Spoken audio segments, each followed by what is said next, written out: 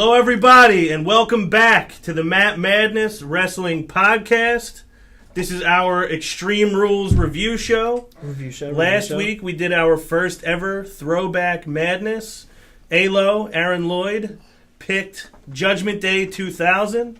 At the end of the show tonight, Ek2 Fly, Eric Trembicki will make his choice for our second Throwback Madness. It'll be the week of Money in the Bank. So, do you have one in mind already that you're going to go to? Yep. All right, so a little bit later on, we will be getting the big reveal and see what Eric is going to force Aaron to watch. Is it okay if I feel terrified? It's okay. You shouldn't. Okay. You shouldn't. You shouldn't, but you might be. I'll tell you what. I don't know what it is. I've known what I was picking for about a week and a half, but last night I almost changed my mind. Okay. But I'm sticking to my guns. So, we'll see. Okay. I don't know how good the whole card is, but we'll see. Okay. We'll see. We'll continue. Is it in 2000s? No guessing. No guessing. Okay. No guessing. You'll find out soon enough. You should have seen me all week. I was going through every June pay-per-view. to see what it could possibly be. Well, I forgot to introduce us today. I'm Ron Pashery, columnist for They know who we are by now. Here with Eric Trembicki, Aaron Lloyd. Just want to make sure they know. You know, we might have a new listener. They may not know who we are yet. Want to make sure they do. Oh, I thought they heard about me. But most of them heard about you. They know you from the sneaker world. I'd hope. At least by now. So, Extreme Rules. We're going to give it a rating before we get into it. We have either what is it? A showstopper? A showstopper is if it is a top shelf, a 10 of a show. Yep. A slobber knocker is a good show. And a jobber is a bad show. Yeah. What are you going to give the show this week, Aaron? I went back and forth with the show because it started out great and then it fell off and then it picked back up. And due to the return of Seth Rollins, I'm going to give it a high slobber knocker. Ooh. I was entertained by, like I said, the first 3 or 4 matches, and then I was disappointed by, well, I already knew the Ambrose match would be bizarre, and the women's match really disappointed me. But Seth Rollins made it higher than what it was. Mm-hmm. How about you, Eric? I will give it it was a slobber knocker. I'll go slobber knocker as well. It wasn't a great show. It was a good show with some good moments.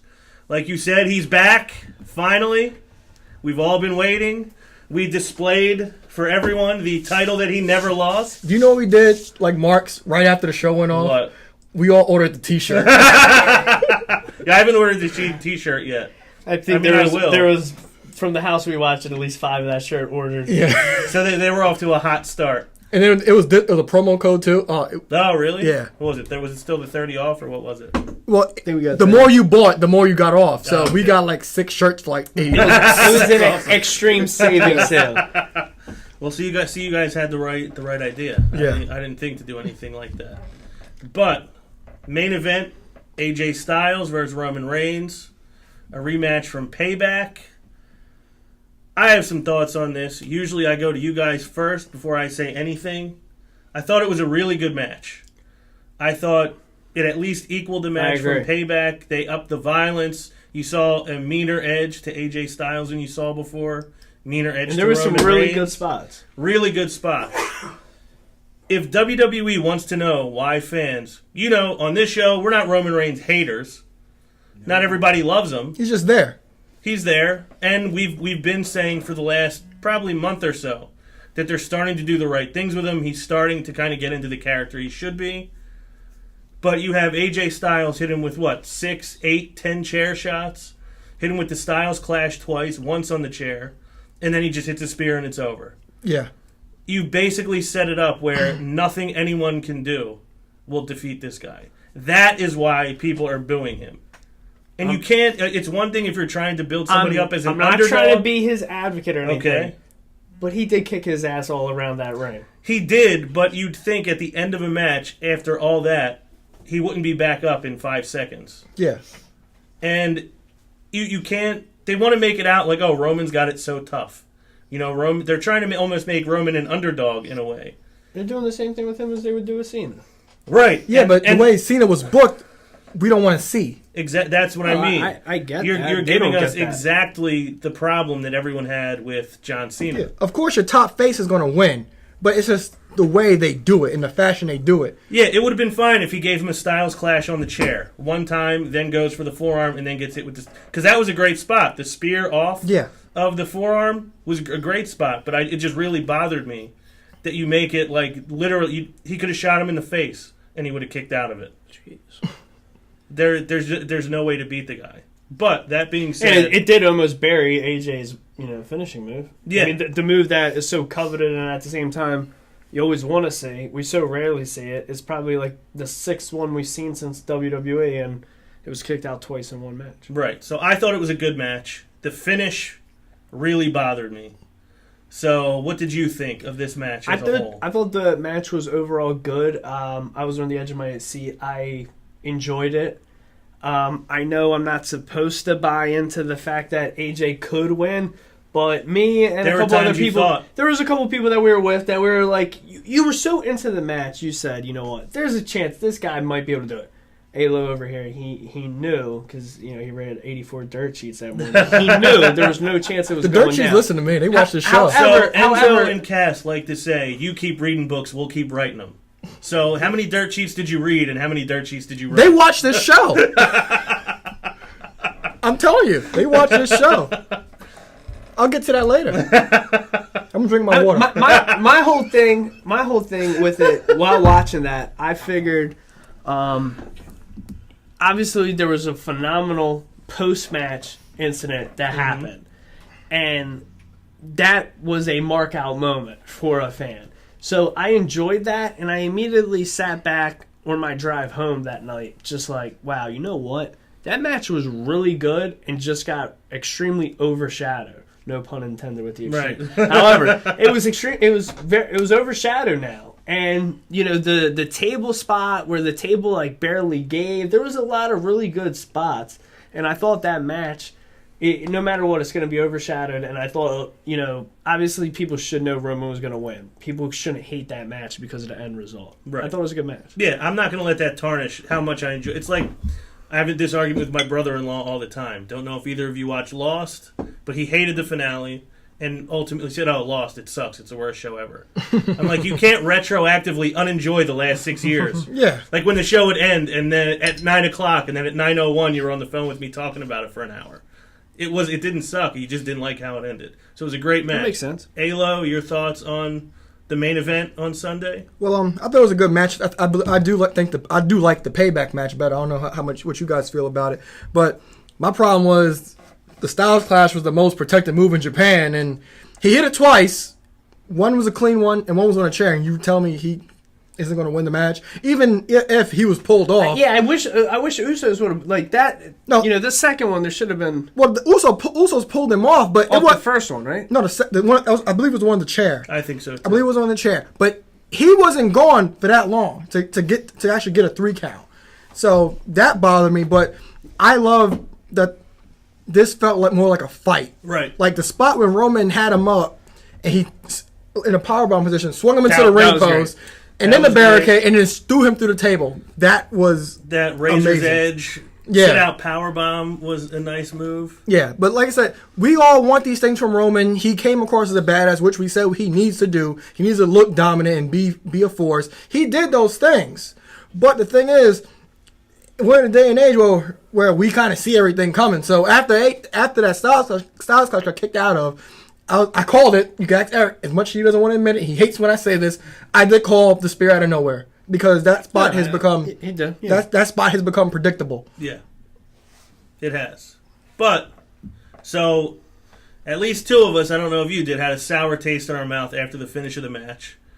I think it was immediately wiped away when we saw the Architect, Seth Rollins, come in, hit the pedigree, and hold the belt up to end Sunday night.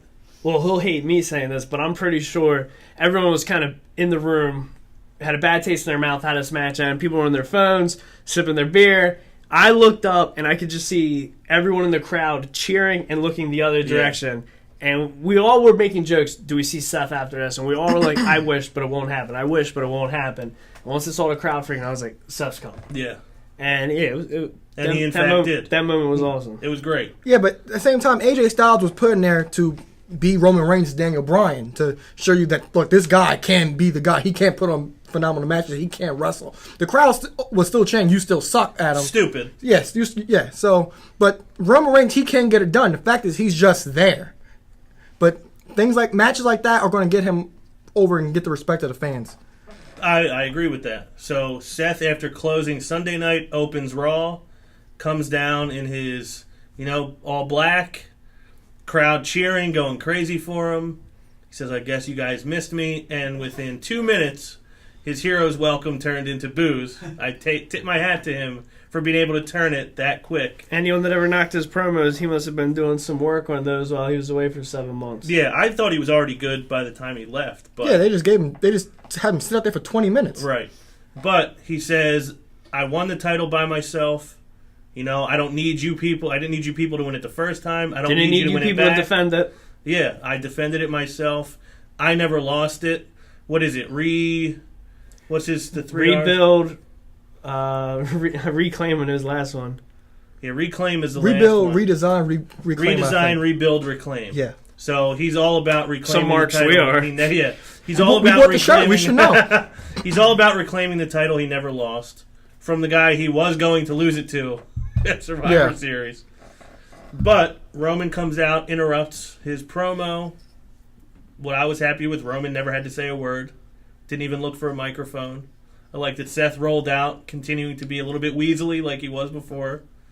He was telling Roman, this is my show now. This isn't about you. We do this on my time. Shane comes out, books a title match for Money in the Bank. So right out of the gate, we have the match we never got back in November.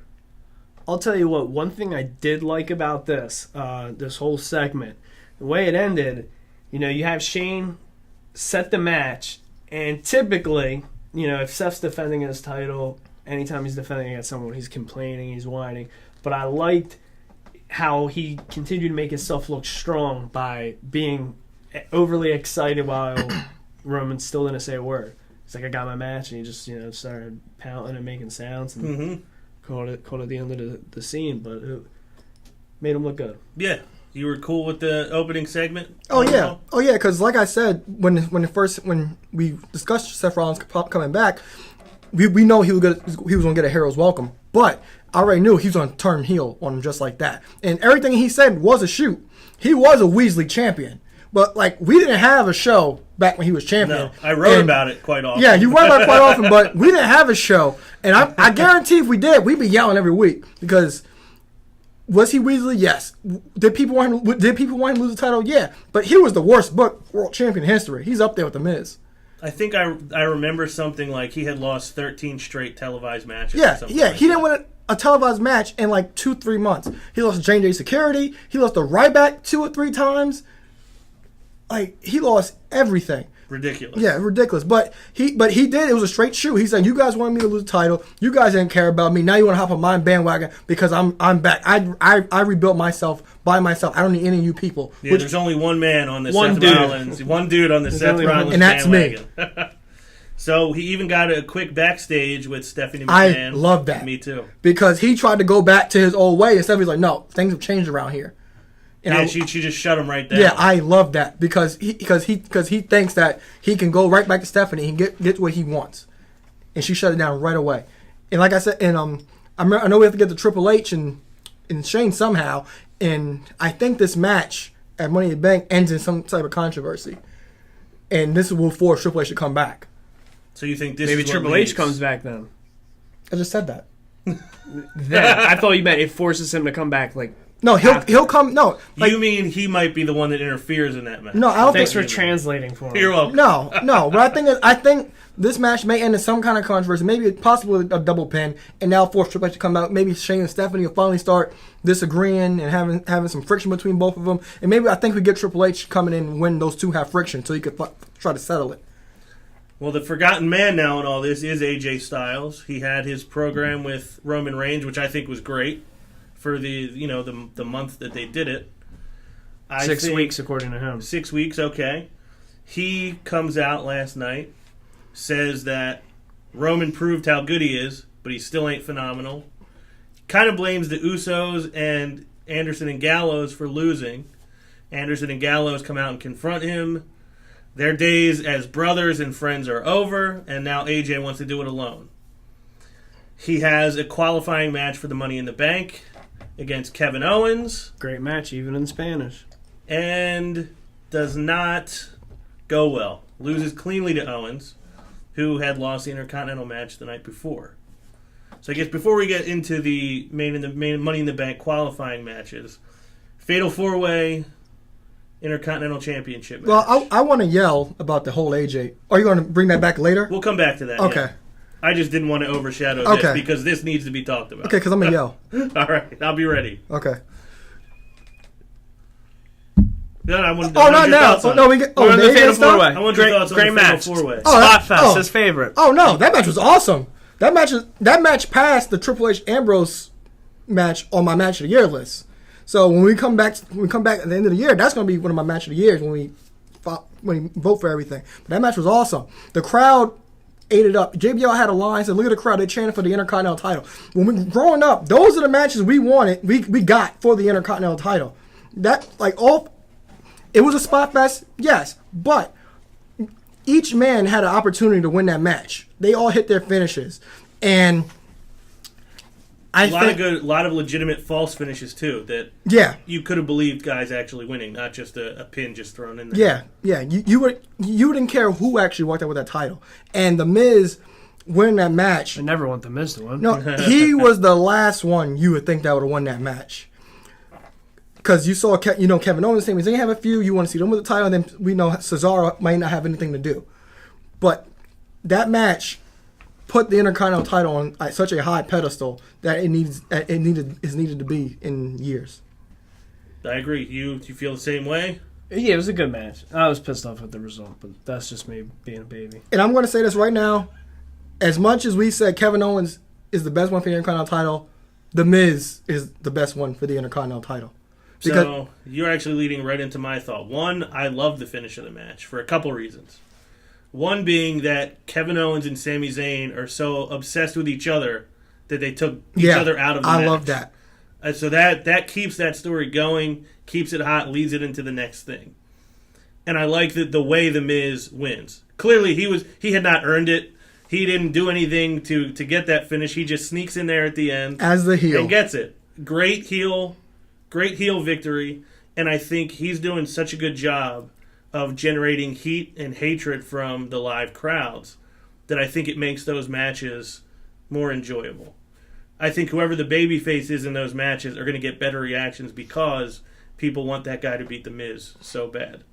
Exactly. I don't think he's going to hold it for too much longer, but I think for the time being, I think he's good for it. Actually, what I wrote about this week. Yeah, and that was actually, we all know the Intercontinental title is the workhorse belt, and that was a workhorse match. Yeah, and the fact that he was in that match with three of the best in-ring workers in the company, and I didn't feel like he looked out of place. No, he didn't. He fit right in, because this has probably been the Miz's best in-ring work, maybe of his career. I don't think Miz is good in the ring at all, but this has been some of his best work. He's been put with three of the top workers in the company, and he's shined in those situations. Right. Now, before we move on, we have a question from Ronald the Extreme Shaw Lloyd. He asks, were you there at Briarcliff for Hack Brothers versus JT Smith? I was not. He says, me and my brother didn't go to that. So, Aaron, I guess you and Ronald were not there. He says, anyways, Ron's article on The Miz was great, but I still don't like his ring work. Who is a character from the past that you loved, but his ring work stunk? My vote is for the Road Warriors. So Ronald that's the guy reading the question? Ronald the Extreme Shaw Lloyd says the Road Warriors were the characters he liked the most and did not like their in-ring work. Huh, okay. So what's a better finishing tag move than the Doomsday Device? I'm going to go with the Road Dogg. Road Dogg? What's his finishing move? The Pump Handle Slam. Did he ever do it?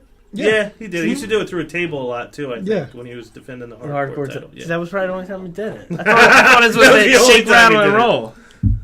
I think No, that was just a signature move. That wasn't a finishing move. I aired my grievances about him already before in the show. I don't need no heat from him. So. Right.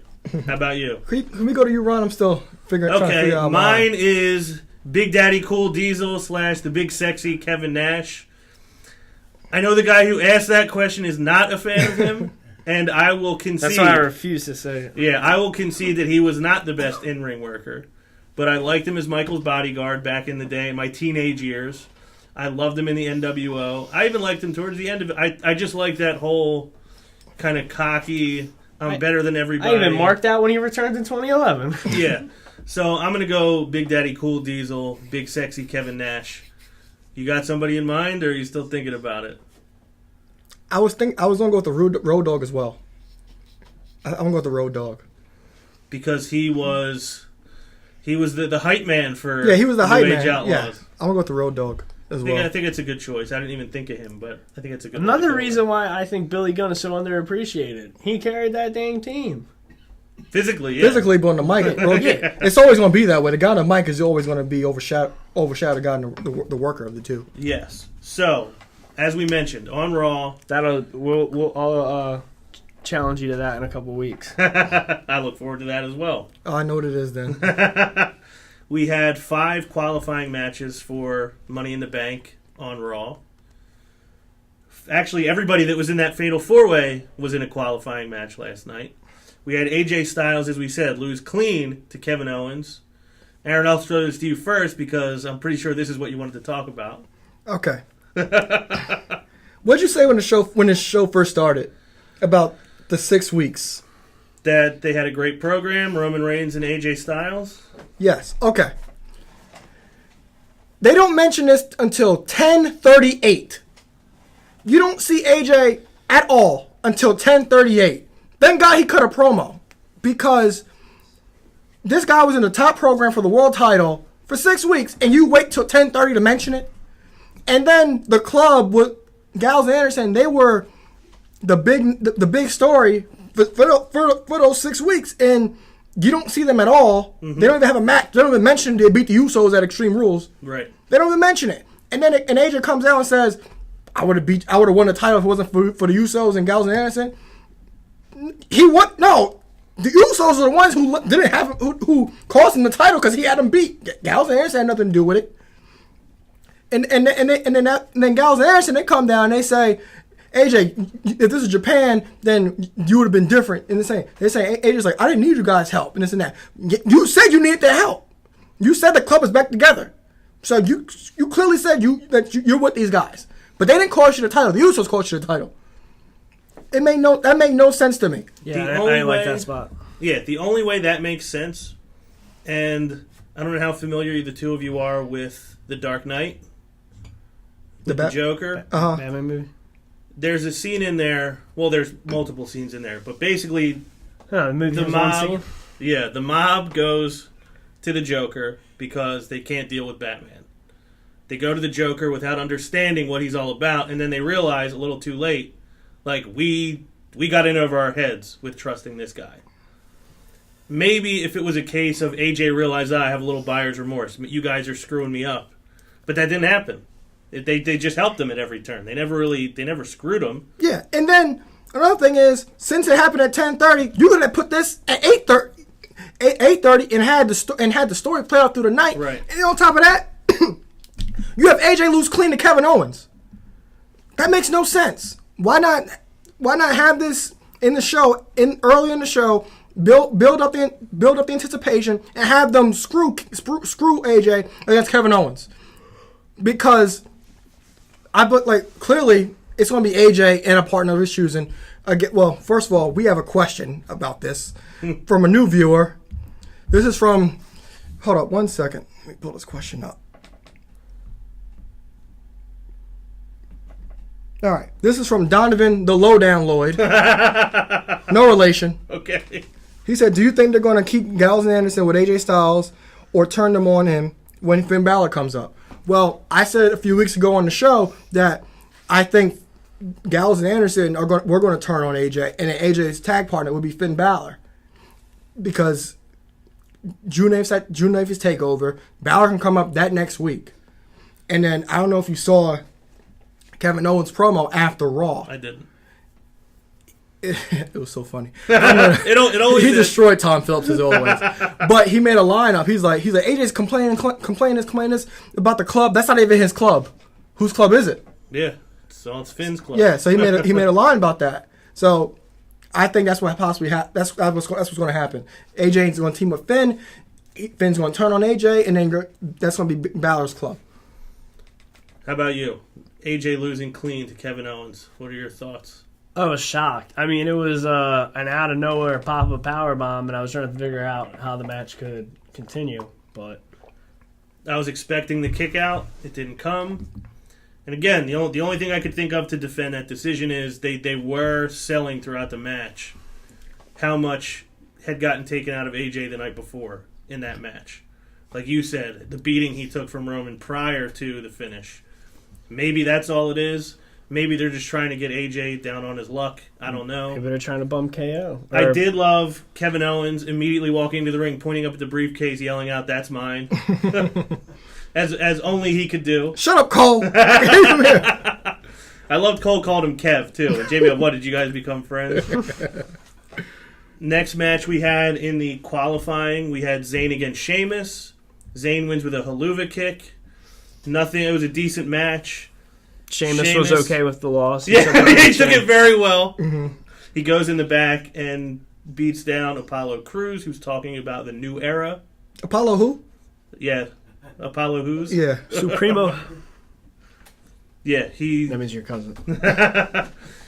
Did not go well for Apollo Crews last night. He had a match against Jericho. It was horrible. It was hard. Yeah, rough night for Apollo Crews all around. Jericho with the bandages all over from the thumbtacks the night before, which I guess we can get into the Asylum match. The first, and hopefully the last. Oh. It is my vote for the worst match of 2016 so far. I hated that match. That was the worst match? I hated it. Holy TNA rules. That was horrible. Listen, I know nothing about TNA, so I guess they got have from the same TNA. match. I see this all over the place. But Jericho was... he had some good spots in there. That match, his reaction. All right, listen. That was the best part of the match. To the tack spot and Jericho's reaction. Yeah, that was the best part of the match. Jericho's reaction might have been the best part of the damn show. There were details in there that were good, but the match was way very bizarre. Long. There was nothing happening for a lot of it. No Mitch. Yeah, no Mitch. We all predicted Mitch would be involved somehow. I didn't. What was the point? Or I probably did, but I don't know. I'm not going to complain that we didn't see a pot get used, a potted plant get used. Well, that's not really a complaint. My complaint was that it was long and it was boring. Yeah. And if the tack spot hadn't happened, nobody would have liked that match at all. Yeah, match was horrible. I was shocked that Jericho took the thumbtack spot. Yeah, because they always just tease that stuff nowadays. And in a million years, I never thought Jericho would be the one to do it. Yeah. And he did, and he had the human pincushion. Even like when Ambrose poured the tacks out, his face was priceless. But his face was way better when he got hit with thumbtacks. Yeah, it was great. That was great, but the match itself was terrible. But we had Ambrose also in a qualifying match against Dolph Ziggler. Doing what he does best. Job. Yes, I assume he's about to do another. He's about to do another job to Baron Corbin in what they're hailing as a technical wrestling match. Nobody wants to see Baron Corbin wrestle a technical match. It's going to be horrible. Wait, are we talking about the pre-show match? No. Because I was going to say, Ziggler I thought that was a Ziggler challenged Corbin again to another match. I must have been washing my hands during that point. It was probably better that you were, because it was Corbin blatantly reading a promo. I just love how Ziggler buried how he can't talk. I think he's fine when he's not reading directly. When you can see him looking at the cards. Baron Corbin is the Brie Bella of the men's division. Oh, he's not quite that bad. I don't think there is a Brie Bella of the men's division. But, yeah, Ziggler lost to Corbin in the pre-show. I assume he's going to lose this next match, because if he doesn't, that's just going to lead to another match between these two. We don't need to see it. Why is this a thing? I have no idea. I guess because he's the best guy to bump around for a big guy like Corbin. But Ambrose obviously goes over, so he's in the Money in the Bank. And Cesaro goes up against The Miz, who I thought cut a great promo before the match. He's the man for that title. You guys are really loving him tonight. But the thing with The Miz is, like we said, he can get a point across better than anybody. And then an underrated part to his IC title run is Maurice. If Maurice wasn't with him, this title run wouldn't be as important. He never would have won the title right now because you can see her. No, it's not even that. She has added so much to his character. Because of her look. That too. And just how annoying they are, Yes. like the whole kiss me. Like, it's just so over the top. My wife. The Eskimo kiss it's so ridiculous. Yeah. So annoying. It fits the whole Hollywood prima donna character. Yeah, she's added so much to him as a heel, and she makes him more effective. And like just her being there also adds to the Intercontinental title. Well, being that is talking about a woman heel, I guess that goes into the next subject because I'm tired of talking about the Miz. Well, we don't need to talk about. Well, Cesaro won the match and gets the Intercontinental title match on SmackDown this week tonight. Yeah, well, the taping it tonight. We'll know if he wins by the end of the night. 2 days. I just have to say again, I really did hate. How much sense did that make him? The Asylum match. Yeah, I hate the Miz. So. Well, women. Charlotte and Natty, I thought their match was... no, we ain't talking about... No. We can get to Monday. A little bit of a letdown. Wasn't as good as their previous matches. We had Dana Brooke coming out, posed as Ric Flair. It would have been better if you were right. If that was Charles Robinson. That made no sense coming Dana Brooke out of nowhere. I thought that was you at first, but you were sitting right next to me. Oh, little Nate. You were late. What did you think of the match as a whole? Did you think it was as good as their prior matches? Did you think it was a kind of a step down? It definitely wasn't as good as last month. I also still... Another weird finish. Yeah. Does that mean Natty gets a rematch? No. I don't think I don't think that's a thing anymore. But I love the video package. Because it was a great video package. It basically told that both submissions had been passed down to the women, which was great and got the point across clearly. The match was very disappointing because they don't Charlotte and Natty, they don't have bad matches, but this was probably their worst match together. But Dana Brooke with Charlotte, I understand that Dana Brooke was brought up to be with Emma. That's the only reason. But to put her with Charlotte, I do think it will work. Now, if you want to transition, what do you think about the match first? I thought the match was okay. I thought it was a step down. My thought is that what happened on Raw completely alleviated that problem. One of the cruelest, meanest, most heartless promos I've seen since I started watching WWE again. Basically calling her dad a deadbeat. You were never around. Bad father, basically. The only time I got to see you was on TV. Oh, what, are you going to cry? Do you need a tissue? It was And that was gold because we all know Flair cries a lot. Yeah. I was waiting for it, but it was ruthless. And she talked through the crowd really well. Kind of turned me on, though. Yeah, you liked it? I'll skip that. But you like the Mean Girl? It was a very good Mean Girl promo. So, do you... And I think it elevated her heel status. And honestly, I didn't think she could get any better of a heel, but once again... Oh, that definitely took her to a new level. What are your thoughts? This promo was excellent. Did it turn you on too? I think Charlotte's hot. I don't know what anybody else says. People say she looks like a man. I don't agree with that. You're not supposed to say that after you say you think she's hot. But I'm repeating what people say. But anyway, this promo was everything because what more of a heel thing you could do? Turn on Ric Flair. Everybody loves Ric Flair. Flair, when the promo started, Flair put her over saying, when you were a kid, you always find ways to do things and always find this and find that. He put over that she always would find a way to win. And then Charlotte just destroyed Rick. In a way, this was a shoot because it's all true. And I had that written down. That was very like Attitude Era. You take real life and then you just turn up the volume on it. Yeah, and like turned up everything, volume, treble, to bass. And she basically talked about how she doesn't need him, and I basically use you. She said in every way she's better than him. Yeah, I know. That's what I'm saying. But the mannerisms, the emotions, you can tell that she felt pain when she was yelling at Rick. Because basically this is still a shoot. This is all true. She's like, are you going to cry? Are you going to cry? And I was like, Rick, you're now the second dirtiest player in the game. At one point she said, does your heart hurt? How do you think my heart felt for 30 years of my life? Yeah, because this...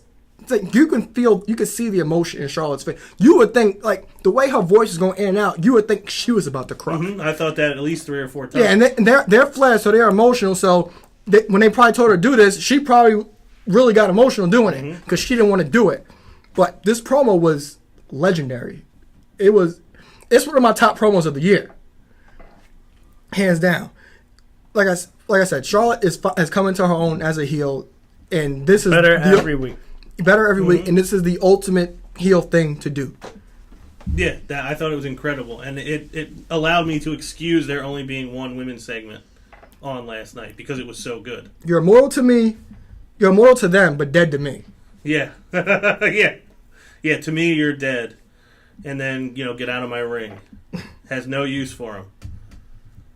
We keep talking about Sasha Banks will get her time at SummerSlam, and we've talked a lot on the show about. You shouldn't be holding off on people because you don't know what's going to happen. Maybe Money in the Bank's her time because can Charlotte beat her without her dad? Well, I don't know. She has but Dana now, Brooke, her Arn Anderson. But now reports are she has a serious concussion issue. She'll destroy that again. Probably, but in the event that it's true, then they've wasted an opportunity. She'll bounce back because she's a certified J. She is. Got to give her that. You know where she was this week? Where was she this week? Up, up, down, down. Oh, really? Yeah, she was watching her fiance eat an onion covered in hot sauce. Yeah, Makazi. Ron, don't be a hater.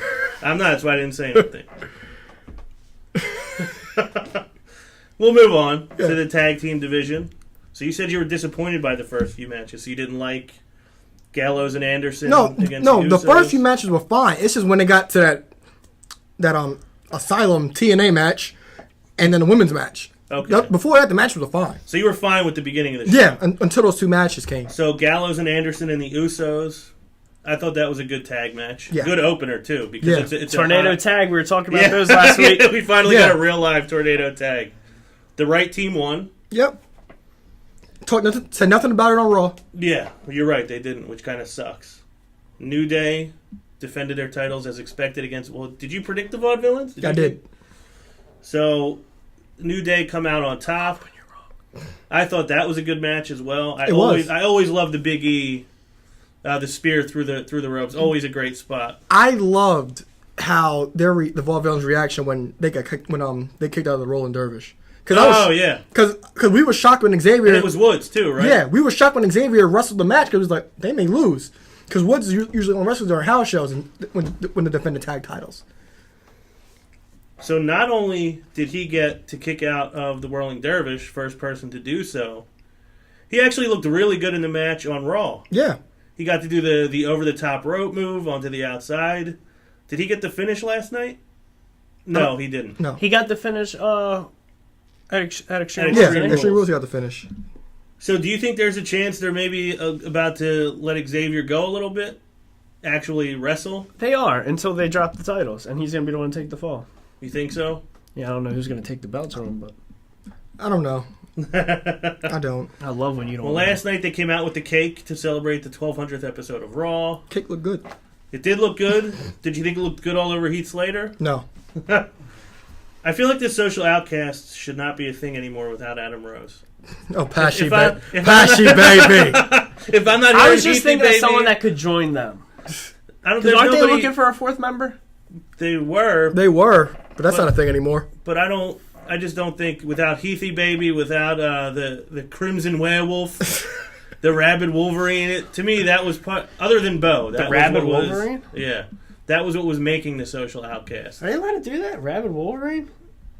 Yeah. Is that Benoit? No, he was the Wolverine. No. He did call. No, Benoit was the Rabid Wolverine. Yeah, he was. Didn't yeah. So? Oh, the Radical Mongoose. I'm sorry. Got my animals mixed up. I'm no zoologist. Me either. So no harm, no foul. So before we move on to anything else, Enzo is also back. Oh, so good. How great was when Cass walked out? I was hoping, because I kept thinking they had reported he was out till 5/21, May 21st, and I kept hoping it's past that date. He didn't come out on Extreme Rules. Obviously, they had nothing to do. Hopefully, he comes out tonight. I loved Big Cass calling him out. Jumped off the ramp, ran back up, cut a funny promo. It was the first time actually I almost felt like the moment or the crowd almost got the best of him. It didn't feel as natural as it usually does. But seeing those two together again was pretty incredible. What were how'd you feel about Enzo coming out? Did you expect it? Were you surprised? I was a little surprised. I thought we might have had like another week or so, or I thought it might have been pre-announced. Figured Big Cass may say next week I'll be here with a friend, but I was happy about it. Well, I knew he was going to probably be there because 5:20. That's when he said he's going to be back. So I expected him to be back. I love how he said, "I forgot to pay the electric bill. They knocked my lights out. But how you doing?" That's what I love when he throws it a nonchalant "How you doing" on the end of a sentence. I ain't pay my lights went out. How you doing? Couple of haters. Couple of haters. The Dudleys come out. Bub and Devin Dunn. Big Cass made short work out of Bubba Ray. How long do you think before we see them as a tag? Or do you think... I almost felt like Enzo was his manager last night. Yeah, possibly. He might... well, he took a bump, so he's clear. He did take a bump. I don't know. It just was odd to me that Big Cass had a match, and I know they don't want to rush him back. Well, they were playing off what happened in Extreme Rules in the pre-show. Well, I would like to see Enzo get his singles match on, because I think if he's ever going to get some shine, they're going to need to put him in the ring. I mean, I know they said on Austin's podcast they want to keep that as a thing for as long as they can, but I would like to see him, even if they are staying as a team for another year, I would like to see him get in the ring, do some one-on-one action, get a little more appreciation for the ring work he does have. Yeah, I am glad, though, that no matter what, they gave Cass time on TV the whole time Enzo was out. I think he really handled himself well, and I think he's probably in great standing in the company. I know you and I both had said originally that we thought Baron Corbin was going to be the biggest Impact call-up from NXT, even though neither one of us liked him in NXT. And I think Big Cass definitely surpassed him. Yeah, I changed mine when we asked that question again. Yeah, do you think there's anybody that's been called up from NXT since WrestleMania that's got a brighter future than Big Cass? I would say no, definitely. But he's definitely got a singles run in him too. Obviously, it's not their go-to goal in the near future, at least them personally. But there's some people backstage, they're pulling for that. Yeah, great promo though. Plus, he's had a main event. He's split from a tag team, had a main event. Better at marking out, Flair or Enzo. Oof. That's tough. I mean, That's too soon. I don't know. I got to go Flair just for longevity, but Enzo is right there. Better sharpshooter, Cesaro or The Rock? Cesaro. Sorry, Dwayne. U.S. title, back on Rusev. Next. I'm actually kind of glad that angry Rusev is back. I'm glad they went back to the basics of Rusev, with Lana introducing him, and Rusev just destroying people. I just want him to be barefoot again. Rematches tonight. We already know Rusev's going to win. Yeah, I like that. So we got 2 title matches on SmackDown. Mm-hmm. I'm a fan of this incarnation of Rusev. I don't know how long this is going to last. I don't know if they could recreate the magic from 2 years ago. It's going on until Memorial Day. So not much longer. I was just saying, John Cena. Yeah. That's probably not going to happen. Well, that's what I was thinking. I'm hoping it's not that fast, but it might be. Not. We already talked about Corbin and Ziggler. We don't need to talk about that anymore. So the end of Raw, basically we ended up with 5 participants out of 7 in the Money in the Bank match. I think that comes to a question. Kevin Owens, Sami Zayn, Cesaro, Jericho, and Ambrose with 2 spots left. I'll ask my own question right now. Who do you think the last 2 spots in the Money in the Bank match are going to be? Both of you. You go, Eric. I don't know. I know Neville's supposed to be back soon, so maybe Neville. I was literally just thinking that, but I thought I'd be jumping the gun. I thought he was going for a while. Because they need a guy for a big spot. And I think Neville will be that guy. And other than that, I'm not really sure who will be the next guy. The big show is going to be in it. Any of you think either chance it's going to be AJ? No, because he's going to be in a thing with Gallows he just and lost. Anderson. He lost the qualifier. Yeah, he lost his. It's going to be. Oh well, they still need 2 more. He may get thrown in. It could be Sheamus. No. I could see people who lost getting another shot at it for the last 2 spots. But they need a guy. That would be terrible booking. Yeah, I mean, not that I would be surprised, but that would just be stupid. Yeah, I think it'll be Neville because he'll be back soon, and they need one more guy because they need a guy for a spot. I'm not sure about the next guy. Maybe they might throw Kane or something in there. That's what I was saying. Big Show. Throw someone old they could already put in there. Yeah, I don't want to see either of those two. You want to see Mark Henry? Would you mark out to see Mark Henry back? I would, just because. Okay. But we haven't had Mark Henry trotted out there. As Randy Orton, maybe. So I was about to say that, but and Cena might be in there. I wouldn't mind seeing Kofi in it. I think it'd be Cena. Cena and Orton may get a spot. Kofi may be too because they need a guy for a spot. And I would like to see somebody from the New Day represented. Kofi obviously because Kofi was in it last year. If that's the well, then it would make sense if Xavier's going to be the one that keeps defending. But I'd rather see Xavier represent the New Day, like because you always see Kofi in that match. He's been in more Money in the Bank matches than anyone else. Yeah. But that leads to a question from the notorious Biggie Dan Johnson. Okay. Wait, so he asked numerous questions. It's all Money in the Bank related. He says, "Who do you guys think will be the final two in Money in the Bank? Do we see Seth freaking Rollins win the title back? And with Money in the Bank being loaded with top talent, what else can you see on the card for the pay-per-view? I think a Sheamus Cruz feud looks good." Well, I'll start there. I'll go with the ending question. Obviously, we basically answered the first one. We kind of could be a lot of different people to be the last two people in the Money in the Bank match.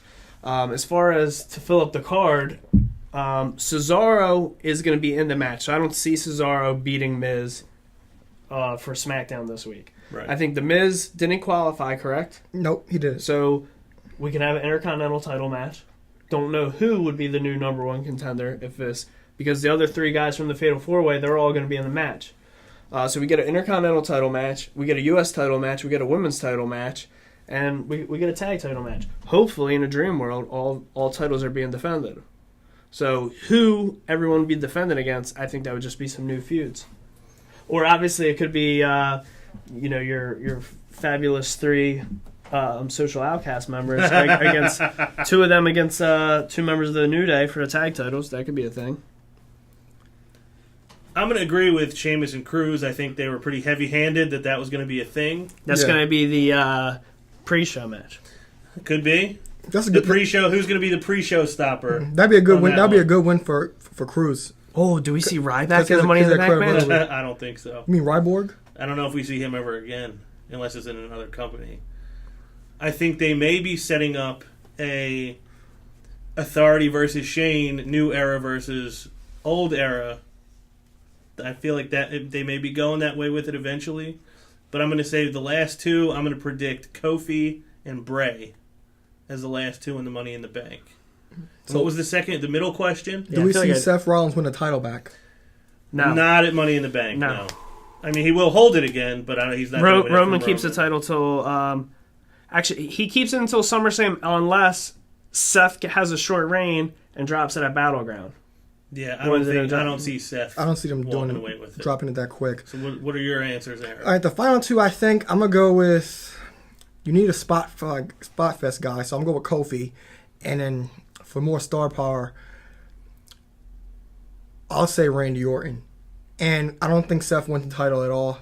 I think it ends in a controversy fashion. And the card, Sheamus and Cruz will be a thing. Sheamus will be a good stepping stone for Cruz because even though Sheamus is Sheamus, he still has some kind of credibility. He was a champion not that long ago, even though everybody's forgotten. Yeah, he's a 3-4-time world champion, former U.S. champion. He has credibility to himself. That'll be a thing. All right, the women's title, we didn't get anything forward in that situation. No. The tag titles, they could be on the line because Woods and Big E could still defend the titles, and. Other than that, nothing. We didn't get any real clarity on Raw to go any further but a card. Agreed. A couple of things from NXT before we move on to the rest of the listener questions. Your boys Blake and Murphy lost. Alexa Bliss is free! That's the main reason I wanted to talk about NXT. She's finally not saddled with Blake and Murphy anymore. Well, she's still saddled with Murphy in real life. Well, but not on the show. She could saddle up in this show. Yeah, that's disappointing to find out. I didn't know that until you just said it. But she says it's all about her now. So, I don't know. They got a pretty crowded women's division right now. You have Carmella talking about how she's still in NXT because she wants to be the women's champion. Alexa Bliss clearly wants to be the women's champion. Bayley's still there. Nia Jax just destroyed Bayley. And then you have the actual champion, Asuka. Not overcrowded, but yeah, you do got 5 people. It's a lot of people though they're kind of all vying for the same thing right now. It's not like you have a clear. Besides the champion, you've got 3 people they're still semi-established. Well, Nia Jax and Asuka's official for Takeover. Is it? Didn't you say that 2 weeks ago? No. You said it last week. No, I didn't. Yeah, you did. No, I didn't. Have you ever said it? No, I said Balla Joe was official for Takeover. I said Nia Jax beat Bally. That's what I said. Jabba. Want to bet on it? Babyface? Who's going to go back and listen to find out? I will. I'll have someone do it. I'll have him do it. So, I don't know. I feel like it's a little bit crowded. Do you think Carmella ever wins the NXT Women's Championship? Next year. I don't think so. Because anytime they could pull her up for Enzo and Cass at any time. I think if they were going to do that, they'd already done it. Because she's not in the prominent picture for the title right now. I think she could win it. It may be like in the late fall, winter. It's obviously not happening this summer. Be too soon. I don't think she's that over with the NXT fans to have the women's title. She's getting there. She's getting it. She's getting there as far as her ring work. I think her ring work needs more. I don't think her in ring work is up to the par of the other women. It's not, but it's coming along. It's coming along, yeah. Year. And she's got a good character. Yeah, she's entertaining. She's fun to watch. Yeah, if I had to rank the women in the ring, I'll go Bayley, Asuka, Alexa Bliss, Nia Jax, then Carmella. So my next question then, how much longer before the belt is on Nia Jax? I think she's the next one to hold it. See, they screwed her up so bad because they had her lose to Bayley so early because they had nobody else to put against her. So they kind of messed her up. But she just got the win back. Well, they made up for it because that was like Lesnar Cena. That was hard to watch. That was like Lesnar Cena at SummerSlam. You felt bad. Like the crowd's energy was dead. Like you felt bad for Bayley, but they messed Nia Jax up way too soon because she debuted in October. They had her lose in December. In NXT time, that's short. You haven't seen it that much. It is. So I think Asuka wins. What I will give Nia Jax though, and I know I probably like Nia Jax more than the rest of the people that are on the show. Meeting her at the Performance Center, she was one of the sweetest, nicest people there, and it came across when she was come out to the ring. They have her in this like warrior princess type gear, and she's coming out smiling and happy. She has kind of figured out how to be like a monster. Yeah, she's not even smiling anymore. Try to be evil. And there were times when she looked like really vicious in that match. So I think she's also come a long way in a relatively short time. And I do think it's going to be sooner rather than later before she I don't think she's going to win this next match against Asuka. But I do think she'll have it probably before the end of the summer, at least before the end of the year. Oh yeah, and I forgot about Peyton Royce and Billie Kay, but they never have they have to get a win on NXT TV. I was about to say they don't. I think they're better than Carmella in the ring. They're both really good. Yeah, I think they're better than Carmella. They're both really good, but you can't even say they have anything to do with the NXT Women's title. No, well the thing is, when you demote Bayley, that you have to have somebody there. That's why they're developing them. They're still being developed. But they haven't won a match on NXT TV yet. Yeah, you don't get developed by not taking a couple L's. Next, next, they're being used as you job out every week. Enhancement talent. We got the clip of the pull apart from Portland. I thought that was great. I know we only got clips, but it was great seeing, Finn go right after Joe. They think it's broken up, and Finn, dives over the top rope onto the pile. Always love to see that. Made official steel cage match at TakeOver. Samoa Joe defending the title against Finn Balor. Samoa Joe saying, "You said the first 2 times you faced me, you were lucky to survive, and the next time you won't." So probably a little early on this. Do you think in the steel cage, who wins? It's going to be the Demon, I'd assume. It has to be. Yeah, and like I said last week, that's the only way you can protect the Demon because Joe can escape the cage. Joe says you're lucky to survive. This time, Joe's going to be the one lucky to survive because I think Finn Balor's going to take it to him. I think Joe wins by escape. That's the only way you can protect the Demon by having not take a pinfall. I'm undecided at the moment. But I have a question for you guys. Mm-hmm. Do you think this match, being this in a steel cage, do you think it outdoes their past 2 matches, or do you think the cage is going to overshadow it in a negative way?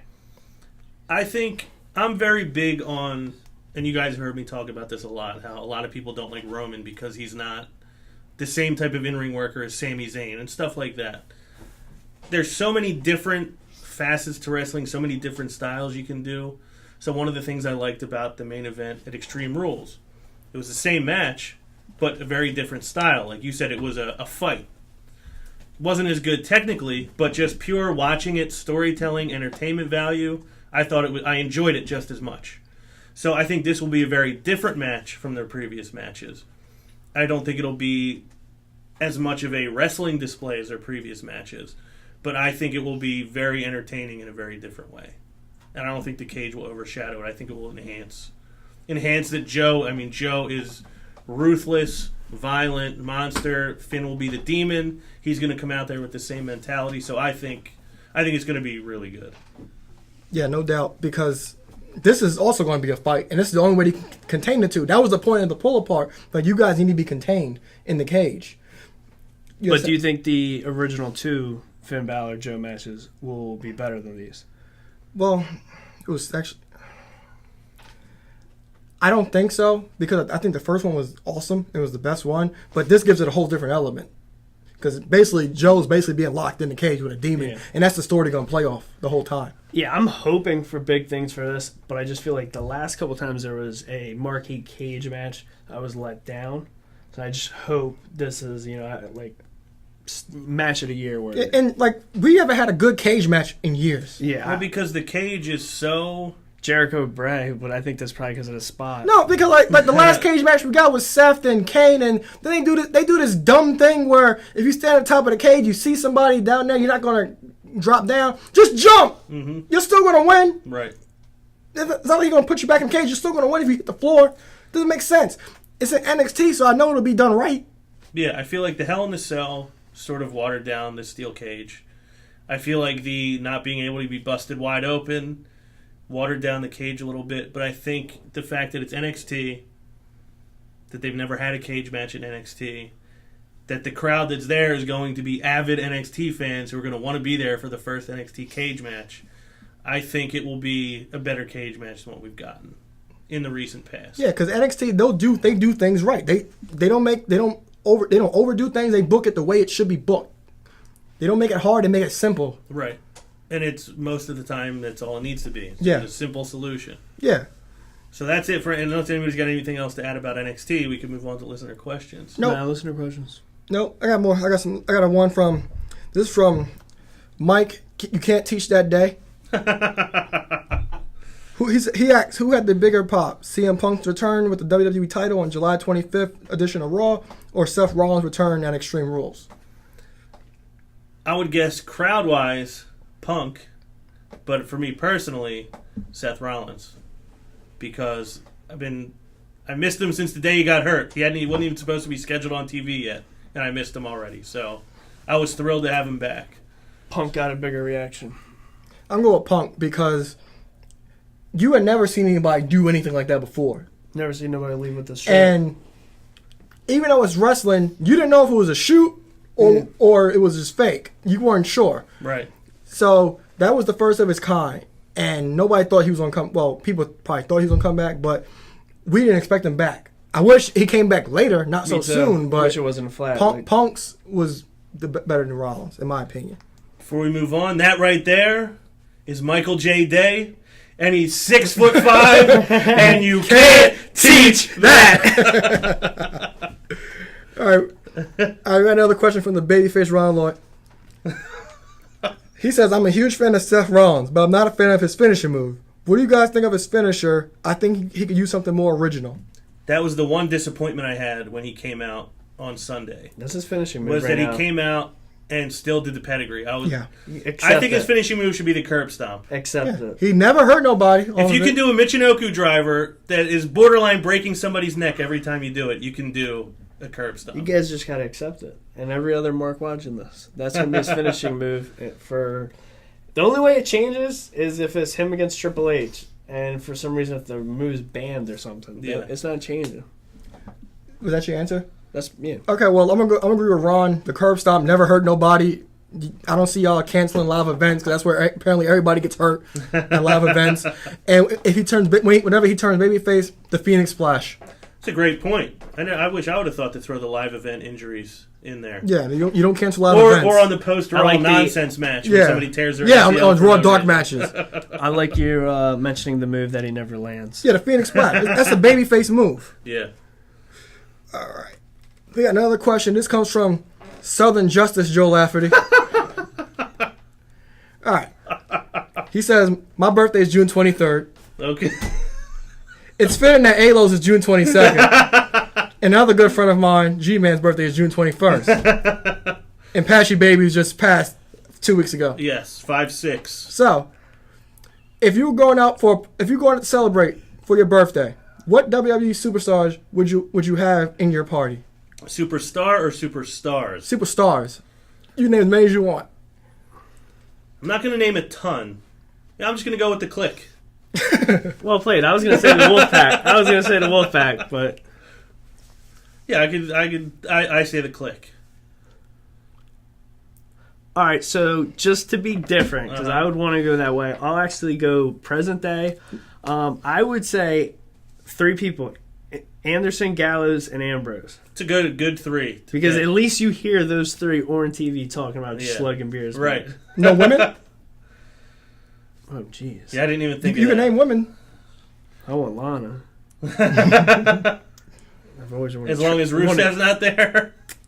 Rusev's awesome. I'll be fighting Rusev too. So I would love to I hang get a out with Rusev. babysitter for Trish's son and my daughter. I mean, her go out. I'll ditch everybody. All right, I'm going to stop right now before I go into... I could talk about this for hours. I talk about this longer than the podcast. How about Alo? All right, I got a list. Okay. All right. Big E. I knew you would have a list. Well, you have to. Yeah, I gotta have a list. You've I'm never never been sitting in the same room at the same D'Lo time. Brown, Apollo Crews, Booker T. Big E. Devon Dudley. Why name one a black guy? All right, who? All right, Virgil. Coco Beware. Big Zeus. E. Big E for his dance moves. Ron Okay. Simmons. Enzo Amore. All right. Oh, another good choice. Ric Flair. Great choice. Sasha Banks. You couldn't hang with Great Flair. choice. JoJo. Great choice. And Brie Bella. Because we all have to be in Brie mode. Yeah. All right. I like that, too. It's a good list. It's one of you always have a good list, but I think that's one of your better lists you've come up with. Thank you. You're welcome. I worked hard on that. Did we have one more question? Oh, yes. Hi, honey. Yeah, I didn't want to forget. Yeah. Angel. Angel had a question. She asks, what superstar will we bring back, Pat, for that was either released, fired, or retired?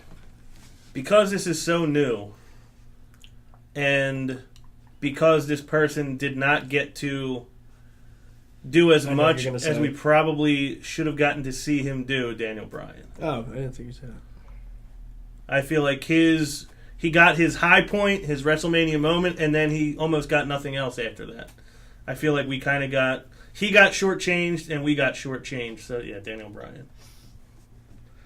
I'm going to give 2. Obviously, I would say CM Punk. Mm-hmm. However, That was Angel's since you answer. said no, I would like to see Cody Rhodes come back. That's actually good. I didn't think of that because that's a little too new. Mm-hmm. But yeah, Cody Rhodes. Well, we haven't seen Cody Rhodes. It in a is long annoying time. when We've I was only reading seen a Stardust. statement. I just think always the best thing they could have done if they were going to switch him, and maybe it's 2 spots. Maybe Triple H and Vince didn't think he deserved it. I think he should have came out early in the Royal Rumble as Stardust, got eliminated, and came back out later in the match as Cody Rhodes. That was the Would've dirt been sheet every Rumble for the last 2 years. Really? They said it every time. All right. Nobody's done it since Foley. He should have did it. Yeah. He All would right. have been the guy who would have done it probably the best. Yeah. Being 2 different guys and Like, Stardust was I fine don't know when if he it would have done it better than Foley. no, I mean like since that. If Stardust was in the Attitude Era, it would have succeeded. Yeah. It couldn't have succeeded in this day. Because I was telling Angel, I was like, I liked it. cause I was telling Angel, Goldust is probably one of their best creations ever. Mm-hmm. I always was it. liked his entrance when he jumped up on the barricade. No, he put everything Yeah. he had into that character. Yeah. He just didn't let it go anywhere. Yeah, like he said in his statement, he took, And I hope Tommy Dreamer can somehow find them for September for House of Hardcore. please, They can Rhodes Scholars could team in a match. please, That'd be great. Ring of Honor Japan somewhere. All right, well, my guy is Kurt Angle. Well, Another great one. Because with the workers they have now, The inaugural March Mania champion. yes, with the workers they have now, and the way he's working on the independent scene with these independent workers, he would be awesome. So my pick is Kurt Angle. That's a great one. I can't argue with you on that. So that was the last question, Yep, right? that was it. Angel? you never think he'd end it on a good note. Thank you, Angel. Oh, hold up, we got some news. Eden announces she's leaving. I did see Cody said something. You literally just got that. So, Eden, you will be sorely missed, by me at least. I'm sure by many others. So Southern Justice will miss it too. So, thank you, Angel. Thank you. It was Donovan, right? Yes, Donovan the lowdown Lloyd. Thank you, Mike No Day. relation. You gotta say no relation at the end. No relation. Thank you, Mike Day. Thank you, Biggie Mike, Dan. you can't teach that day. Notorious Biggie Dan. His head's gonna be so big for that. Thank you, Joe Lafferty, and thank Southern you, Donald Justice Lloyd. Joe Lafferty. Before we get out of here, we have to announce the choice by Ek2Fly Eric Trembicki for the second edition of Throwback Madness. What June pay-per-view are you going to choose and make Aaron watch? It's gonna be so great if I don't even know the calendar and I'm on the wrong. Don't worry, I'll let you know if you are. June 2011. Okay. Money in the Bank 2011. That's enough. I'll have to get back to you on that one. So, everybody listening in the United States, I believe that was Canada, July. India, Pakistan, we have our choice. What was it? We'll look into it. Money in the Bank I said I don't know the 2011. calendar. If you want to get caught up, watch it before the week of Money in the Bank. For Aaron Lloyd, for Eric Trembicki, I'm Ron Pashery. We will see you next week.